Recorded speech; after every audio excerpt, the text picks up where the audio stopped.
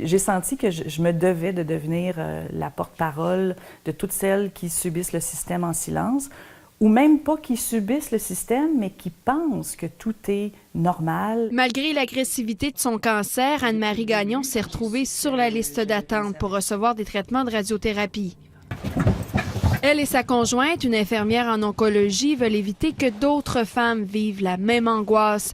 Elles veulent créer une clinique en cancer du sein comme celle qui existe en Ontario et en Colombie-Britannique. Ça tire, ça serre. Toute une équipe qui travaille ensemble dans le but d'accélérer les choses et aujourd'hui, ils sont capables de faire un diagnostic sans biopsie en 11 jours. Tant qu'on n'a pas ce résultat-là, c'est très inquiétant. Alors, les délais d'attente entre chaque étape, c'est ça qui amène beaucoup d'anxiété. La coalition Priorité Cancer appuie le projet, mais doute qu'il puisse se concrétiser. Ça me paraît difficile à faire parce que ce sont toujours les structures à l'intérieur du système qui sont excessivement pesantes, qui fonctionnent en silo, et c'est d'avoir tout le monde à travailler ensemble qui est le plus difficile. Le manque de volonté et de cohésion démontre, selon elle, les aberrations du système de la santé. En bout de ligne, ça coûte bien moins cher au gouvernement. Parce que la patiente est rendue à un stade, ici, elle peut être rendue à un stade 3 par le temps qu'on commence les traitements, tandis qu'eux, ils attaquent ça tout de suite pour empêcher justement que le problème devienne plus grave. Loin de se décourager, les deux partenaires vont continuer de se battre. Éventuellement, trouver un investisseur pour pouvoir le faire en privé s'il le faut. Mais moi, je ne démords pas de ça. Anne Préfontaine, TVA Nouvelles, Magog. Allez voir la pétition. La pétition, mise en ligne sur le site SOS Cancer au Québec, vise à persuader le gouvernement de l'urgence de mettre en place des cliniques de diagnostic du cancer du sein dans les hôpitaux, comme c'est le cas en Ontario et en Colombie-Britannique. Les Québécois puis les Québécoises, ils savent pas que les délais d'attente au Québec sont pas normaux.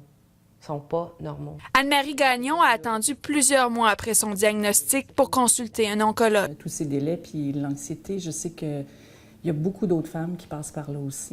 Elle n'a pas à courir après des téléphones, puis des rendez-vous, puis des chirurgiens, puis des oncologues, puis d'attendre des rendez-vous, puis en tout cas, toute l'anxiété. Nous, on l'appelle, on boucle tous les rendez-vous. À Vancouver, le diagnostic tombe en 11 jours. La clinique, qui compte une infirmière, une secrétaire et une gestionnaire, coûte 160 000 $ annuellement. Le projet a été présenté au bureau du ministre de la Santé. Malgré l'enthousiasme qu'il y a eu au début juillet, là, on vient de nous dire non. Puis on nous a dit que le gouvernement avait d'autres priorités. Pas d'argent.